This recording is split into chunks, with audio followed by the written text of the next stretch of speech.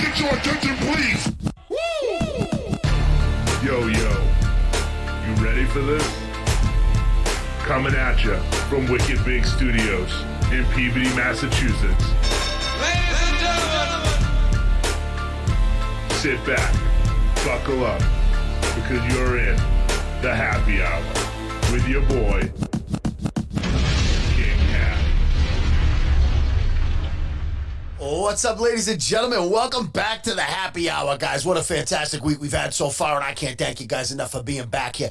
A couple quick housekeeping notes. Next time you hear us, we will be coming to you live from the grand reopening of Ironclad Martial Arts, ladies and gentlemen. I'll be there with myself. Tyson Chartier will be there. The New England Cartel, Rob Font will be there. Calvin Cater. Also, you'll have, guys, we're going to have everybody get down to Ironclad Martial Arts. The CES Heavyweight Champ Big John will be there. I'm telling you guys, it's gonna be awesome. Alex McRob's my meditation coach will be calling in. Also, the legend Lenny Melnick calling in from the Lenny Melnick Fantasy Network. Guys, this live show is gonna be awesome. And get down there to Ironclad Martial Arts, guys. We have the new facility opening up, and I am so happy to be opening it up with a live episode of the Happy Hour. And I'll tell you what, this ankle's healing up, and I cannot wait to get back on the mats. And I keep thinking about, I look over here to my gi, and I'm telling this thing is getting dusty, and I can't wait to dust this off and get back on the mats. And I had to talk myself some Brazilian Jiu-Jitsu today, and I'll tell you what, guys,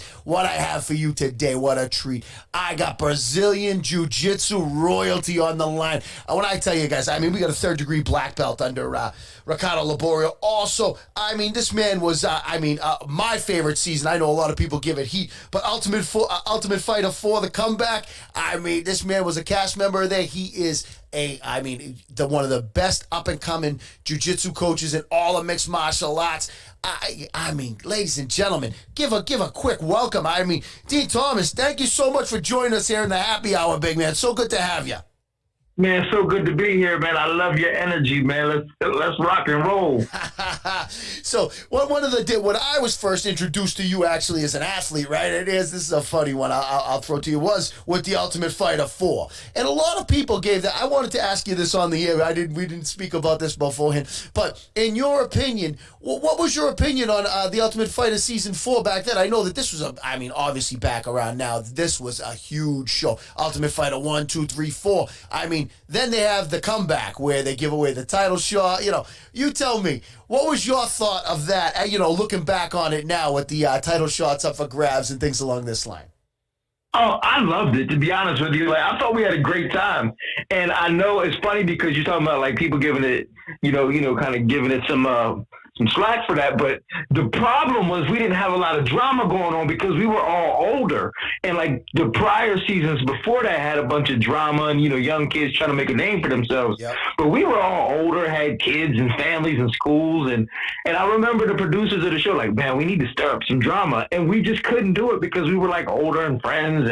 But it was a great time, man. I made some great relationships with people between me and Matt Serra, Chris Lytle, Shoney Carr. We had a great time, and I can't trade that experience in for nothing. I would think the same, and I'll tell you what's funny is, you guys were already all professional fighters. There was a gentleman in the house that already had an opportunity. I turned down an opportunity to fight for the title. But down the line, they were giving away title opportunities, which I thought was pretty fantastic, and I actually was surprised they didn't take this. It hasn't happened since Ultimate Fighter 4. I think we're on Ultimate Fighter 444 now. But, yeah. I'm really surprised they never tried this once again. This would have been a great concept. Even if they did it, say, once every 10 times, you know what I mean? Every 10 shows, give away a title shot.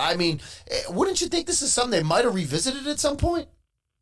You would think so, but I think, especially now with, the current group of guys, in the top 10 of each division, they are salty. They get really upset when they get passed up for a title. I couldn't imagine them getting passed up for a title against a reality show winner. They would be really salty about that. So I think that may be the reason why Dan and them kind of scratched an idea. Especially with the way contracts are going and people when they're going to sign their contracts. Well, I'm number 4 and this guy who's not even ranked is getting a title shot. So I can understand that somewhat. But if they had people that maybe were ranked around the top 10 and with their wins in the house, their ranking could, I don't know. Just an idea I'm having because I think that show got a little bit of stale at the end.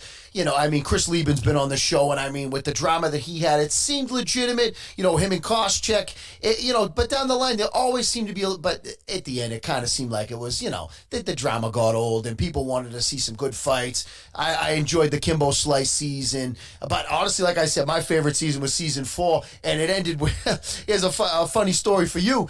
It ended with Matt Serra getting a title shot against GSP, one of the biggest shockers in all. But I can tell you that the night that happened, I was in Las Vegas, Nevada, and the line at Caesar's Palace got to 1,100. 100 to make 1,100. I walked up to the window and I was like, screw it. Give me $100 on Serra. He got no Wait, little do I know. 10 minutes later, the phone goes off, and I'm a winner. I won $1,100 betting $100 on a huge underdog. That's a pretty awesome story. Yeah, it is. Oh my God, man, that's remarkable. I mean, I was so happy for Matt when that happened, and I think the world of Matt Serra, and I'm so glad he had the opportunity to fight and win that title. And it was a blessing for him. And I'm glad you won $1,100, man. That's a big risk. That was tight, right in the middle of my vacation. I walked up, never thinking I was going to see the $100 again. The people I was with were like, "Who's this guy?" And I was like, "You won the show." I said, "I guess it'd be a good story if he won it, but he got no shot." GSP. I mean, Jesus, no one beats this guy. Little do I know, that was pretty funny. We went out and, I got drunk and blew through the 1,100 that night. But it was, I'll tell you what, it was still a great time. It was a lot of fun. I mean, Ultimate Fighter 4 paid me $1,100. So that's my Ultimate Fighter 4 story. I'm sure yours were a lot better than mine, right? Nah, not really. Tell you the truth, not really. But we stayed in that house and we trained our tails off. Hey, that must have been a good time. So right now, you're down in Port St. Lucie, Florida, right? I mean, now some of the people be probably surprised to know. I mean, you've actually walked away from being the head trainer now, and now you're out on your own with starting up your own camps. Is this true? Yeah. I just, I wanted to get away from like the big team atmosphere and just focus on a couple of fighters that, that I get along with, that I can kind of treat and have good relationships with. So I just, I train out of my house now, and the people who work with me were like family, and I enjoy that more than being a part of this big machine. And I'm just having I kind of reinvented myself as a coach, and I'm having a much better time rather. And yeah, I love coaching now. I'm not working with guys I don't like, and I'm not showing up to fights I don't want to be at. Everything I do now is all about enjoyment. So I'm loving life. More of and you gotta, I would think, and like I said, I'm not, I'm in, the relationships you have when you go walk into a gym, they're pretty, pretty tight, intimate type relationships but I mean, when you're only working pretty much every day with, just a select few, I'm sure that relationship coach to student must go, through the roof. I mean, you start to know your students in and out. Is that correct? Yeah, and I think the world of them. I'm working right now with Shorty Torres. He lives with me, and Jillian Robertson lives across the street, and that's basically who I work with every day. And we're like a little family, and I love it. And earlier I heard you mention, Calvin Cater and Rob Font and them, and I think like what they have is a really good thing going. They came up together. They have a good chemistry with each other, good connections with each other. And that's kind of what I'm looking for. And like when you're with these big gyms, you can't really get that because it's more about the next fighter who's got a fight coming up. And it's like next. And it's hard to build that relationship and that chemistry. And I'm at the point in my life now where I just need a little bit more connection. Understood. And 3 weeks ago, actually, Rob was on, and we were just talking about it. And he's excited. He has an upcoming fight, and good for him. He's fighting. He's looking like he might be a win or two away from a title shot. But these, between Tyson Chartier, Calvin Cater, and Rob Font, like you said, these guys are basically. They're brothers, you know what I'm saying? And this relationship they have where even during COVID, when COVID was at the peak, these guys still could train together every day because, like you said, I mean, you got Shorty living with you. So it's like you guys, you know where you are, you know you can train at all times, and you don't have to worry about, things like COVID. I mean, down in Florida, COVID's, just as dangerous as up here in Massachusetts. But when you're working with a select few and you don't have, children's classes and all this, I mean, you know that you're a lot safer. And then at the same time, like you said, you're training out of your house. Must be a really good situation for these guys with you. And I mean, just training with you alone, I mean, is obviously a great thing. I mean, I know you've dealt with some champions. I mean, Tyron Woodley, everybody knows. I mean, seeing you on TV with Tyron Woodley. I mean, you guys used to bang out a podcast every once in a while, and you guys have a great relationship. And I mean, T Wood's fallen on he's had a couple losses in a row, and some people say, and here's a question for you, and I know that you'll probably look at this the same way I do. People are like, oh, Woodley, he should maybe hang it up, man. He's all done. And I say to them, and this goes for, I mean, every champion. I mean, people talk about Mike Tyson back in the day when he was, as he started to wind down his career a little bit. I don't think Tyron Woodley's on the way down. It's just Tyron Woodley was the champ for so long and at the top of the card for so long. Every fight is against the killer. They don't throw tomato cans at Tyron Woodley. You know what I mean? This man's always top of the food chain opponents. I mean, if he takes a couple of losses, that's probably because of the competition he's fighting, where he's not getting, the 30th ranked guy in the division. I mean, you got to agree with me on that somewhat, right? Yeah, absolutely. And in fact, I was just kind of articulating that to somebody a little bit earlier today. Is that you got to think about it, like he's at a point now where he has to kind of reinvent himself. Like, he's still learning about himself. He's getting older, but he's testing himself against the best in the world. I mean, he's not, he doesn't have the luxury of going and working these things out against lower competition. He's got to test himself against the best in the world on big stages, so it's very difficult. I mean, Usman, Gilbert Burns, and Colby Covington, I mean, those are the three best guys in the world. So yeah, no thank you. Yeah. It's a very difficult task. Yeah, and like you said, you don't get to work out the kinks, against the guy fighting at the Armory. You know what I'm saying? This isn't when you're Tyron Woodley. You don't get that type of luxury where maybe you can take a scrub who's got a 7-10 record. You know what I mean? That doesn't come around especially when they're paying you top of the card money. They're gonna see every time they either want someone to make a name against you or they want you to make a name and get right back in the running. Is that right? I mean, you got to think so, right? Yeah, that's exactly what it is. I mean, and so, it's a business. It's a business for the UFC to promote guys and make guys look good and use other guys to make other guys look good. And like Tyron is now in a position where they're going to try to use him to make other guys look good. So he's still not going to get anybody easy. It's still going to be difficult for him. So, I mean, we just have to try to work those things out in practice. But anybody can tell you, practice is not the fight. Practice is not the fight. So, you do what you can in practice and hope for the best. So, he told me he's not done.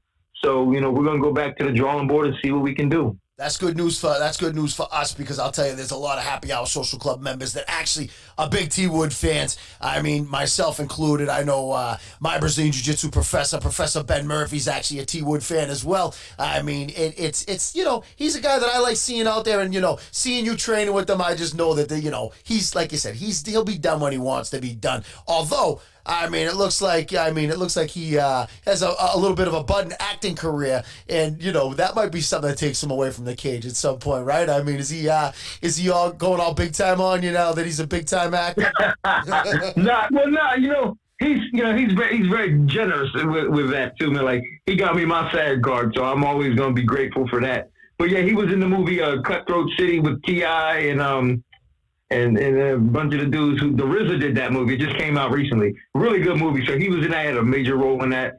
So, but he's always gotten the opportunity, getting these opportunities to act. So don't be surprised if you see him and a bunch of other stuff coming up. In fact, like, I would not be mad at him if he just did that, because like, that's kind of what I want to do. So like, I wouldn't be mad at him if he said, you know what, I'm just going to act, because he could do it. Like, he put himself in a position to where he can do that. He's made enough connections where he can do that. Yep, and I know another gentleman made a little appearance in a movie, right? Lauren Cass, you know the guy that was in that movie back in '07? Oh yeah. Yeah, I've cut my teeth a little bit on some stuff right now. In fact, I'm working with Eve Edwards. We're working on a film called The Brotherhood that we're going to be shooting next month. So, yeah, man, we just, when you're a fighter, you're a performer first, and when you're not competing anymore, you're like, I need another outlet to perform and create.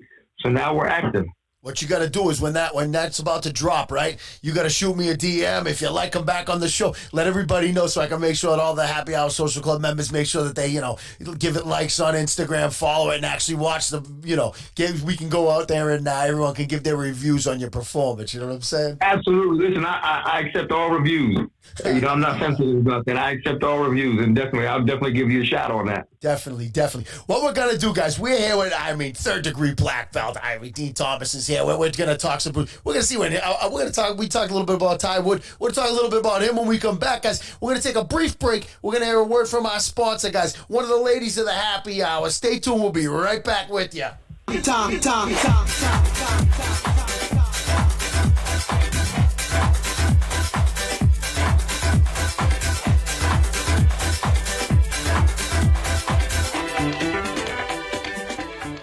Hey guys, today's episode of the Happy Hour is brought to you by Liquid IV. Liquid IV is the world's greatest hydration drink, and the best part is, it's good for you. Liquid IV is taking care of the Happy Hour Social Club members with 25% off. Wow guys, that's a great deal. Promo code King.Hap will save you 25%. They have great all-new flavors like guava, apple pie, watermelon, and the new Happy Hour-inspired tangerine. All these flavors are refreshing and delicious. Promo code King.Hap will save you 25%. And speaking of refreshing and delicious, back to your host of the Happy Hour, King Hap. Oh, yeah. We got the ladies of the Happy Hour, always bringing you the discounts, ladies and gentlemen. King.Hap, if you guys want to get yourself some Liquid IV, it'll save you 25%. Guys, get over to Liquid IV, the new flavors. The tangerine is actually inspired by the Happy Hour itself, guys. We told them we wanted tangerine. They made it for you. Liquid IV, guys, get over there. Promo code King.Hap. We're back, and we're back with a third-degree black belt here, ladies and gentlemen, and I'll tell you what. I'm interested to know. So, you've been doing Brazilian Jiu-Jitsu a long time. When is it that you exactly got your start? It was kind of weird, when I got started in the game, it wasn't like it is today. There wasn't like schools that you just go to. So, it was almost like you just could train wherever you could train. And it was a lot of like training with your friends and videotapes and trying to figure it out. So I had been doing that since like 95. Wow. Yeah. But at the same time, I was going to like all these different seminars, and, I did seminars with Rickson Gracie and Royce Gracie and Ralph Gracie. And, so I've been just traveling and just trying to get training wherever I could. And then I ended up getting my blue belt from Royce Gracie in 97. Wow. That's so, yeah. And then just through the years, it wasn't until I got with American Top Team in 2002 to where I really started putting the gi on it and taking it a little bit more serious. But prior to that, it was just, training and fighting and, busting people up and trying to strangle people to death. But, it was a great journey, man. And there's nothing like, getting that black belt and knowing that all your hard work finally came down to, that belt. Some people, a lot of people that don't care about it, they say so because they're not in the position for it. But when you work for something, it's a big deal. I tell my professor, I say, I'm getting my black belt under, and he says, you got a lot of work to do. I said, no shit, I do.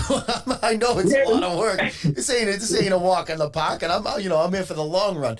And I'll tell you, it's funny you said that about when you started. My professor tells me that he started by taking judo back in the day, and he was taking judo in a church, like on off hours or whatever, like in the downstairs, and he was taking judo throws on a hardwood floor, and I'm like, oh, jeez. And I think about it now, and my body hurts just talking about it. But they were taking judo throws on a hardwood floor in the basement of a church. I think to myself, Jesus, back then, how crazy it is. A lot different now, seeing the gyms that are out there, right?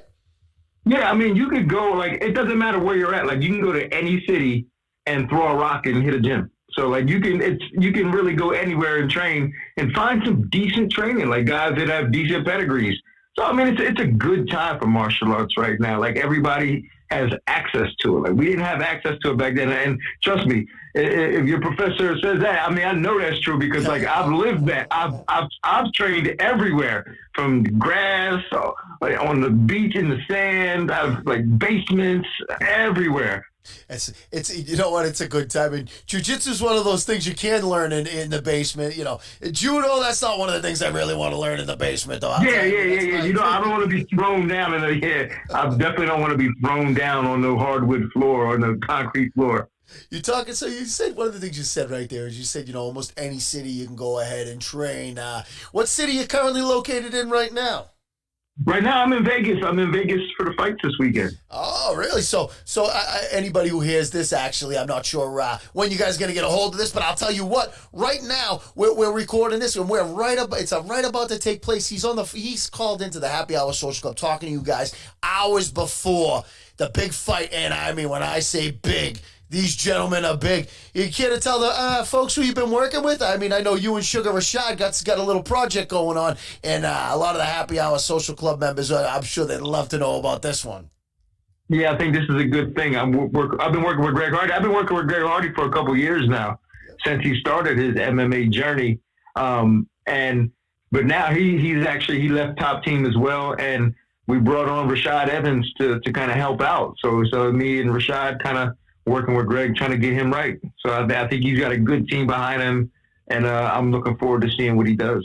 I mean, everybody knows him from his days in the NFL, and I mean, the man already is an animal. I mean, he's a tough guy, and you know, he seems like, truthfully, it seems like he's thirsty to learn. Kind of like, you know, when Kimbo Slice came in, and he was already, pretty much, he was already a well-known celebrity, as is, you know, Craig Hardy. I mean, he comes in, but he seems like he's really thirsty for knowledge. I mean, am I misjudging the situation, or is that really how it seems over on your end?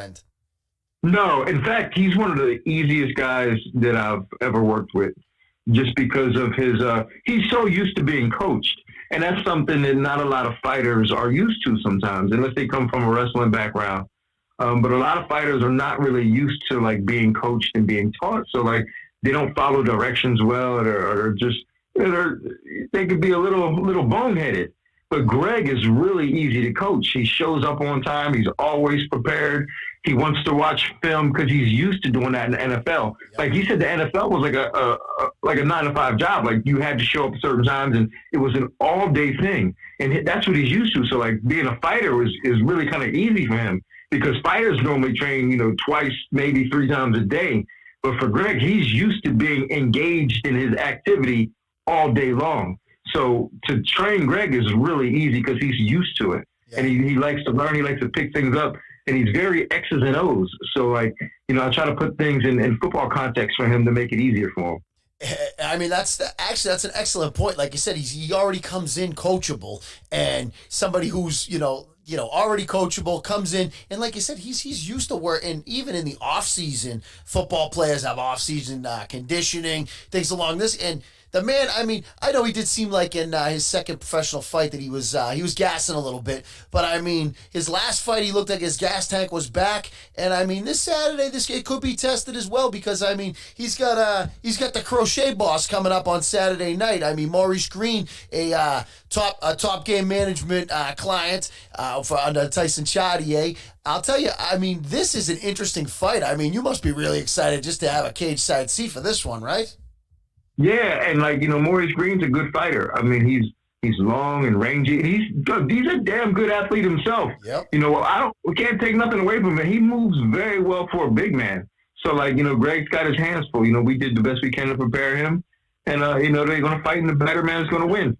And I'll tell you what, I don't. It's not that I think that I don't think whoever wins this fight, I think, is going to be catapulted up pretty far in the heavyweight division. I mean, these are, you know, two of the more they've taken the least amount of damage, you know, in the heavyweight division. There's a lot of people in there that have taken a boatload of damage as a heavyweight. So I'm thinking that, you know, as they start to walk up the ladder, they're going to see some good matchups up there. And, you know, some people on the way down the ladder, they, you know, somebody like a Greg Hardy could be bumping into as he makes his ascent. I mean, is that something that you guys are kind of instilling in his head, that, you know, there's going to be some big names and some paydays there for you where they're coming down the ladder as you're going up? Yeah, but, you know, again, we're prepared for that. And like I said, like, see, and you said it earlier, like, Greg, you know, he kind of gassed in his first couple of fights. And that's because he wasn't a fighter. You know, he was an athlete that was fighting. Yep. So it's very different. He was, you know, learning how to be a fighter was something that we had to teach him to do as well. It's like, you know, the pacing of it, because he was so used to football pacing. Break, explode, break, explode. But in fights, you don't get that. No. So just teaching Greg how to be a fighter was instrumental in his progress. And part of that teaching was that, listen, you got to be prepared for anybody. Like, they might throw anybody at you, whether it's this guy coming down or this other guy coming up. We got to be ready for everybody. So, I mean, it was just all part of his learning curve. And like I said, Greg is easy to work with. He listens well. And he's ready for this. Like, he's hungry and he's ready for this.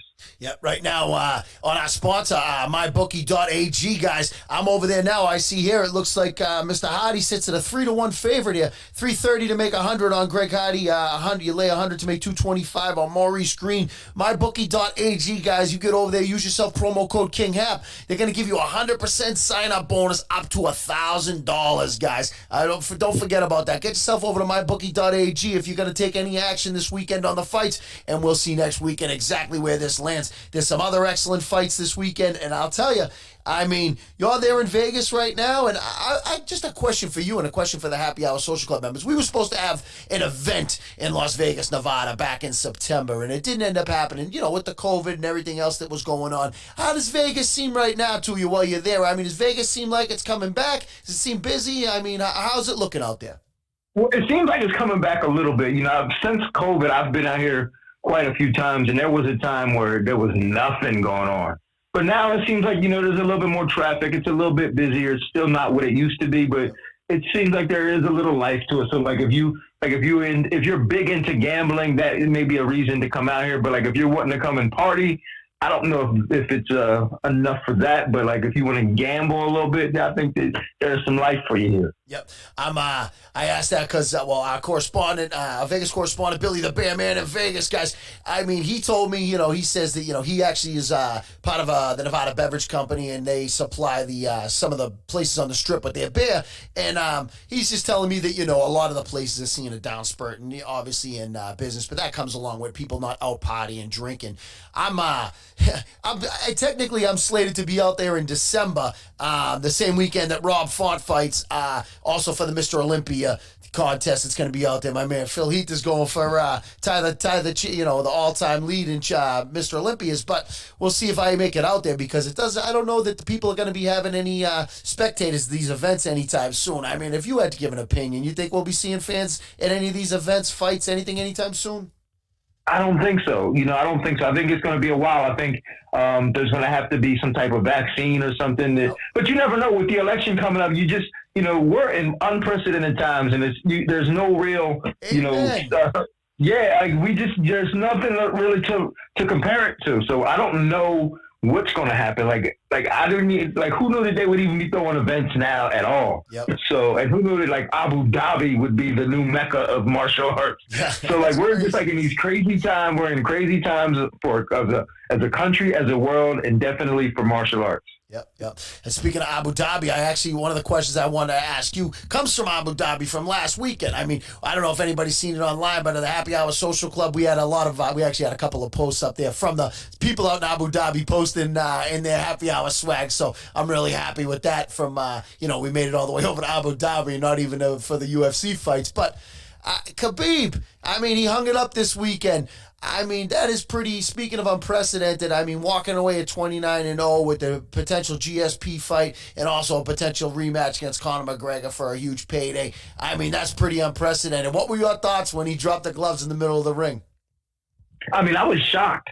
I was just as shocked. I mean, it didn't, like, that came out of nowhere. Yep. I mean, you thought, like, I mean, it's weird because like when you look at his performance, you go, my God, he's good. You know, he's just so good. And you look at his performance. I mean, he didn't just do that to anybody. He did that to Justin Gaethje. He walked Justin Gaethje down and beat him up. And that's like, who does that? And then when he's done, he retires. You're like, what? Like, it doesn't get any more. Like, it just doesn't. Like, what else can happen? But I don't know, man. If Khabib is the man. Like, what can you say about him? I mean, he's gotten better over the years. I mean, he looks fantastic. But he's the type of guy that, if he says something, he's gonna stick with it. He's gonna do it. And I don't see him coming back to fight, especially based on the reason why he's retiring. So I don't really see him. I agree. And you know what? One of the things I was thinking is the only way that you see him come back to fight, and I'm thinking as if his family actually asks, says, why don't you go back to fighting? You miss it a lot. That'd be the only way. That was my opinion when I was just talking with people. I mean, I used that as last call on the Lenny Melnick Fantasy Network on the Wednesday show, and I was just talking about it, and I said, I don't think you're going to see this guy again. A lot of people, Floyd Mayweather. Floyd Mayweather's retired how many times? I mean, he comes back and makes more and more money. I don't think that's what it is with Khabib. I think Khabib really means he's putting down those gloves for good right now. If something changes, it's because something changed, right? I mean, you agree with that? Well, yeah. Well, I mean, that's like these guys retire. You got to look at the guys who retire and keep coming back. They get lonely. It gets lonely out there, because they're used to being in the spotlight. They're used to, the competition, the rush. And then when they retire, it's all gone. And then they have to see everybody else get what they used to get. So they're like, man, I got to get that back. It's familiar to me. I got to get it back. That's why you see Conor, every time something big happens, Conor comes back out and says, I'm fighting again. Because he just can't stand to see somebody else get some light. So fighters go through that all the time. But Khabib, I don't get the impression that he lives his life like that. Like you said, I think the only way he comes back is if he's laying around the house drinking up all the orange juice and his mother's getting sick of him and she's like, hey, man, you need to get a job. You need to find something to do. Why don't you go back to fighting? Get back to the gym and fight. That's the only way we see him again. But other than that, I think he's going to ride out. He may help some other fighters and he's going to coach and I think he's just going to, just devote his life to Allah. Yeah, I think that you're hitting the nail on the head there. And I'll tell you, John Fitch, friend of the Happy Hour, John Fitch was on the show we were talking about, and I said, you think after this, maybe he hangs it up? And he was like, nah, he got a ton left in the tank. So even his teammates, were probably pretty surprised. Unless, John Fitch is the type of guy also that will keep his mouth shut, even if he knew that he wouldn't let that cat out of the bag. But I'll tell you, I think that he even caught his teammates and everybody by surprise right here because, you were shocked. I was shocked. Down the line, it was pretty shocking. But, I say all the time, and I'm sure that you're going to agree with me on this. I always say that when the fights are on and you got these legends, like this weekend, Anderson Silva's fighting. And I know Anderson Silva isn't the Anderson Silva he once was. But the day is going to come where there's going to be no more Anderson Silva. So while you have the opportunity to enjoy this man fighting, you should enjoy him fighting because I know back in the day, you'll remember the Iceman Chuck Liddell. The Iceman was the Iceman until Rampage told him he wasn't the Iceman anymore. You know what I mean? Yeah. And then there was no more Iceman. And then you've seen what he looked like against Tito in that last fight. You never know when that's going to go. So when you're going to have a Conor McGregor, you're going to have a Bones Jones, you're going to have Anderson Silva. These people, you may never see them fight again because, the people at the top of the card, some of them have the money to put the gloves down and say, I'm done, like Khabib did last weekend. And I say that a lot. And this weekend, he proved me right. You must agree with me on my vision of, like, the fights. And, watch the big ones because it could be the last big one you see, right? Yeah, no doubt about it.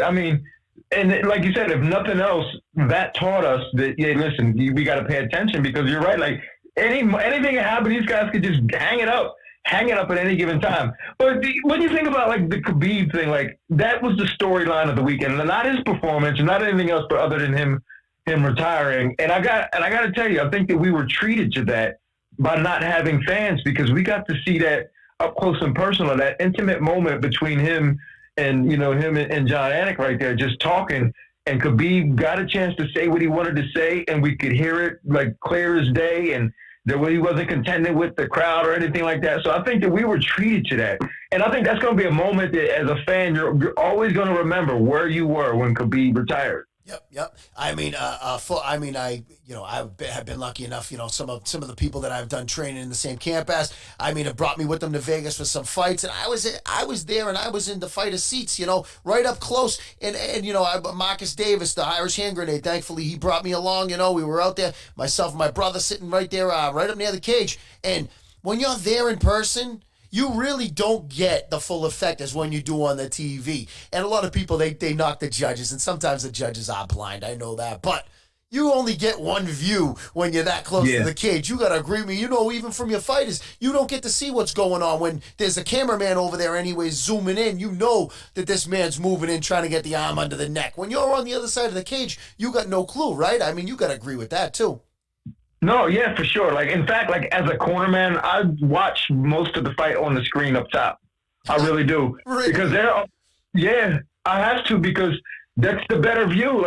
Sometimes I can't see what's going on, whether, the ref's in the way or the pole's in the way, or they're just in a weird angle on the other side of the cage. I have to look up at the screen and watch what's going on because I can't see. Yep. And but yeah. So people always say, "Oh, I want to go to the fights." Going to fights is good for the energy and the experience. But if you really want to see the fight, you got to watch it on TV because they get all the best shots. Spend the $50, you cheap bastard. Stop going with the free seats. That's basically. Spend the $50. Have a good time with your friends. Make it a party. Oh man, that is awesome. Guys. We got a little bit of time left here with that. With Mr. Thomas. He's here. He's done us a favor, and I'll tell you what, guys. We're gonna take one more brief break. We're coming back. We're gonna talk about some of his fights because we're talking about all these other ones. I want to talk about some of his fights, his favorites, things along this line. And I'll tell you what we need right now is a word from one more of the lovely ladies of the happy hour, and we'll be right back with you. Hey guys, as always, the happy hour is brought to you free of charge by Real Good Foods. Real Good Foods has been a happy hour secret since day one. They have all very delicious meals that are low in carbs and will help you keep that summertime body. So if you want to eat great and look fantastic, try Real Good Foods. Flash sales weekly on products like their pizza, poppers, enchiladas, and even ice cream will be impossible to pass up. Promo code KINGHAP will save you 15% even on sale prices. So get over to realgoodfoods.com and use promo code KINGHAP and enjoy yourself a guilt-free, delicious dinner. And now, back to the happy hour. Oh yeah. The ladies of the happy hour, always bringing you guys deals. Real Good Foods has been with us since day one, ladies and gentlemen. Get yourself over there and, use yourself promo code KINGHAP on top of their sale prices. It's almost like stealing from the guys. And, you ain't going to get no Tyron Woodley body if you're eating Papa Gino. So get yourself some of the Real Good Foods chicken crusted pizza. It is delicious. Always in my freezer. Promo code KINGHAP, guys. We're back with the 3rd degree black belt, Din Thomas. You had an extensive career. You haven't an even better career as a coach, and I'll tell you what, you have been one of the busiest men in MMA for quite some time. Leaving the team over in Florida, making you move over here. Now you have your own team, and but before that, you spent a lot of years in the UFC, right? You had 2 stints with him, if I'm correct, right? Yeah, I did 2 stints. One is both of them is a lightweight, but I did the show as a welterweight, but yeah, I was a lightweight until they got rid of the division. Came back, did the Ultimate Fighter at 170. Then when I fought again as a lightweight. Yep. And they actually smashed the lightweight division out back in the day, right? Well, you were part of it. Were you around when they eliminated the division? Yeah, that was at the time where they had the tournament. The tournament was myself, Matt Serra, BJ Penn, and Kyle Uno. And Kyle Uno and BJ fought for the title. It was a draw, and they were just like, you know what, we need to since there's no champion, let's just get rid of this division anyway. Wow. That's amazing. And you think about it, in the lightweight division now is maybe one of the most exciting in all of MMA. Looking back, saying, let's get rid of the goddamn division. Now you look at it, and it's like, yeah, there's a good chance they'd ever say that again, huh? Oh yeah, for sure, and that's what it is. And I think sometimes some of the lighter fighters kind of get the short end of the stick for being lighter, because in that time they thought the lightweight division was nonsense because we were the lighter guys, so all they cared about was heavyweights. Now when you look at the lighter guys, when you talk about Conor McGregor, that makes the whole division. That makes the whole division right there. Oh yeah. So yeah, the lightweight division is Conor, Khabib. I mean, that's Poirier, Gaethje. I mean, that's the one that stands out. Yep, and you know that's pretty funny you say that, because even down a couple weight classes, there have been some big time champions. I mean Henry Cejudo and Demetrius Johnson. I mean, and these people were overlooked for years. And like I said with Mighty Mouse, it's like you never know when these guys are going to get traded, and you're never going to see them in UFC again. But I mean, you got to think the lighter guys kind of got a bum rap there for quite some time, right? I mean, you probably think that being one of them, correct? Absolutely, man. I always thought. I mean, they're always all men are not. It's only because they're not as popular. That's what it is. They're just not as popular. But in terms of skill wise, the lighter guys are great. I mean, the bantamweight division right now, and you just brought up Rob Font. He's a guy that I forgot about because that division is so deep. Yep. You know what I'm saying? Like, we talk about the bantamweights, it's such, to me, that's my favorite division right now is the bantamweight division. And I even forgot about a bunch of guys in there. All of them can scrap. And it's, you know what, the whole UFC ranking, right? Like I said, is the top 11 is just insane. And I was talking with Big John Johnston, the former undefeated CES heavyweight champ, and good, he's my brother. And I see, we're talking about Rob, and he's like, there's a lot of killers ahead of him. And I'm looking, and I'm like, the number 10 rank I think was Dominic Cruz, and it's like Dominic Cruz is number 10. Holy crap, this guy's a legend. And, I'm like, I'm looking up and down, and I was like, ended up getting Marias for the 19th in December. And I'm like, wow, that is a huge fight. I wanted to, truthfully, I was hoping it would be him versus Dominic Cruz, and then maybe Aldo, and he could go with the whole legend killer thing, like, Randy Orton from the WWE, try to march up through the legends. That would be, I was thinking that was just a stupid idea I had in my head. But, what a road to the championship you got ahead of you if you're in these lighter divisions right now. It is stacked so tight. And truthfully, every weekend there's a good fight on because of the depth at all these lighter weight classes, wouldn't you say? Oh my God, it's ridiculous. Like you said, I ended my career as a featherweight in other organizations, and I look at the featherweight division in the UFC, where you look at what Ortega did last week was remarkable. It was spectacular.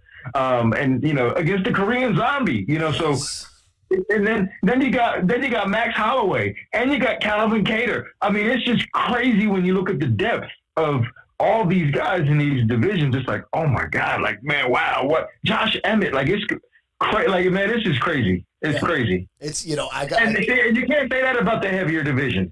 They're popular, but you can't say it about the heavier divisions, light, heavyweight. You just can't. No, because people like to see bombs land. People like to see people get knocked out and go to sleep. It's that whole, the people slow down and look at the car wreck. You know what I mean? It's just how it is.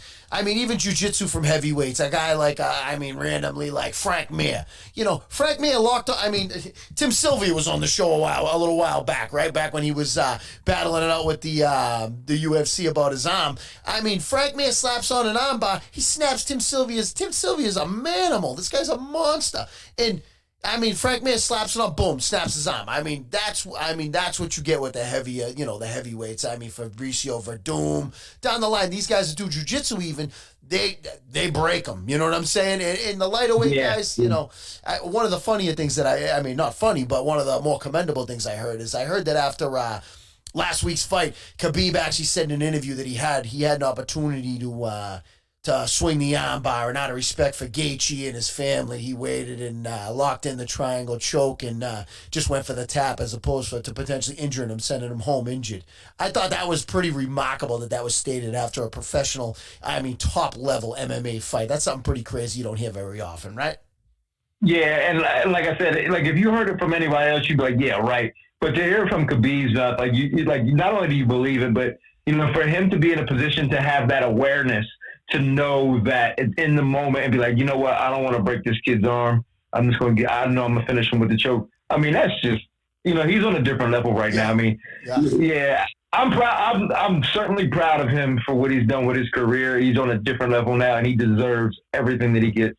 one of the most popular athletes on the planet right now as far as social media follows and social media clicks and tags is Khabib. And one of the most softer sport. I mean, you remember back, Conor McGregor throws the dolly at the bus and he says he smashes a bus window and now I'm going to smash his face. At that tone, I'm like, what? Like, this guy is something different. I don't know. I mean, it was like I said, it's pretty awesome to watch. But I got a question for you, right? And this is my question personally. I want to know your opinion about your own career, right? What would you say? Now, I'll give you my opinion first on one of these here. My favorite fight was you got submission of the night, your victory over Jeremy Stevens, right? I thought that was, in my opinion, that was one of your best wins. I don't know if you feel the same way, but in your opinion, of all your wins, what would you say was maybe tasted the best or one of your favorite wins? And I hate to say this because it was so early in my career, but I mean, it really was. And that was against Jens Pulver. Yep. I mean, that was just a memorable night. I'll never forget it because, you know, sometimes you go into fights and like you're so focused and you're nervous and you're focused and, you know you're fighting a really good guy. Like, man, I don't know if I'm going to win. I'm not supposed to win. And then you go out there and win. It's like, whoa. So yeah, I think that was a fight that really made me proud. I mean, you grabbed a heel hook in that one, if I'm not mistaken. Is that correct? Yeah. That's why today we call you champ, right there. That's exactly why. Championship win, and I mean, heel hook submission. I mean, that's beautiful for a Brazilian Jiu-Jitsu practitioner. Tell me this. All your fights, one of the ones that you know you messed up and you wish you had it back because you could have done it differently. What way did you have one of those fights? I mean, this is easy. BJ Penn. Oh, yeah. That's easy. And that's just, you know, at the time, nobody knew BJ. Like, BJ, it wasn't who BJ is today. Like, he was just a jiu-jitsu guy. Everyone thought he was just a jiu-jitsu guy. Like, I just underestimated his ability to do damage on the feet. Yep. And now I'm like, I paid for it. Learned a valuable lesson. Paid for it. I'll tell you what, like you said, you learn a valuable lesson. And every loss, I mean, you probably took something away from it. And there, like you said, you didn't, from that point forward, you probably didn't underestimate people that you thought were just jiu-jitsu guys or just strikers, right? I mean, you learn and you keep moving forward. I mean, it seems like you had a pretty extensive career after that. So I'm sure you took something from it, right? Yeah, and I mean, that's the key is to learn from every fight, you know, and that's the one thing I always make sure that we do is that, you know, the fighters I work with after their fights, whether they win or lose, we go back and watch them and look at the fight and look at how we could have made it easier or what they could have did better, whether they won or lost. Now, it's easy to go when you lose because it's staring at you right in the face.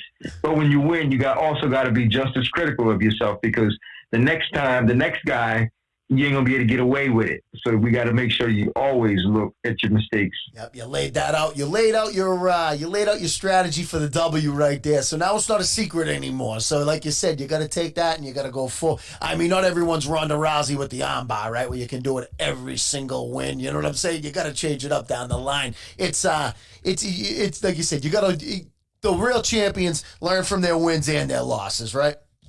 Yeah, I mean that's just it. You always got to be critical of yourself and you got to go moment to moment. I mean, winning is just getting your hand raised at the end, but there was a lot that happened before that, and you could have been making mistake after mistake. And like I said, the next person you fight, you ain't gonna be able to get away with it with.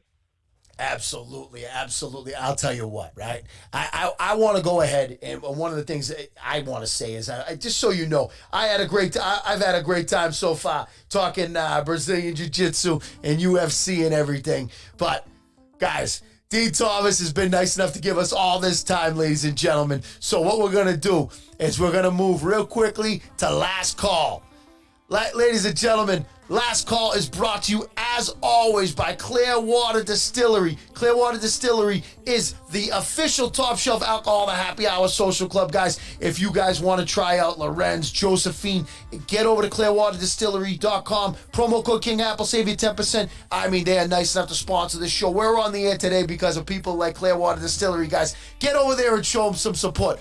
When I tell you, we're here with the 3rd degree black belts. My man, thank you so much for coming on the show. It's Last Call.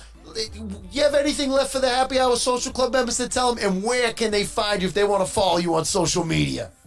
Just follow me on social media at Din Thomas. Dean is spelled D-I-N. Thomas. So DIN Thomas. Follow me there. Also, to go look at some of the old episodes of Dana White looking forward to a fight or looking for a fight. We have a great time. So check me out. Listen, I'm going to stay in your face. I'm going to be in your face. So it's easier if you just go ahead and accept me now. Dean Thomas, at Dean Thomas on all my social media platforms. He's coming for you guys, so you got to make sure you get over to Instagram and give him a follow. He's actually an excellent follow for anybody interested in martial arts, especially anybody who's actually a mixed martial arts practitioner themselves. Give this man a follow because he is a tremendous time, and I mean, he has some motivational videos and posts, and I'll tell you what, I enjoy them myself on a daily basis, so I want to go ahead and thank you for that myself. I mean, great follow, great guy, Happy Hour Social Club member, VIP. Dean Thomas, thank you so much for joining us. What I want to do now, ladies and gentlemen, right, is as I always do, I want to go ahead and I want to end the show so you guys can hear it. It's Abyss, the Happy Hour, version 1. Here we go, ladies and gentlemen. Good luck, and we'll see you soon. Yeah. Abyss. AbyssHipHop.com. Happy Hour. It's the Happy Hour. Short shot, best spot, getting on your sports talk, yeah. Stats at the buzzer, whatever sport, no hap, got you covered, it's the Happy Hour. Here the highlights, he's in the game while the others on them sidelines. It's as buzz as it gets, half the pro, but he covers it best, it's nothing but net. Nah, hear the cheers from the stands, and when we need a ticket, we call that a Joe the Ticket Man, yeah. Walking to arenas with an entourage, don't let us catch you whipping our seats again, dealing with some sports fans, what do we gotta do? Draw it out like a floor plan? Man, never question the roster. Strength is essential from these hand-picked monsters. So, don't sleep, take a no-nos. He's got the word in the street from chokeholds to Pro Bowls. So, where you going for your sports talk? Right here, got it on lock, so snap your door, stop. Happy Hour. Dealing with some sports fans. Happy Hour. Short shot.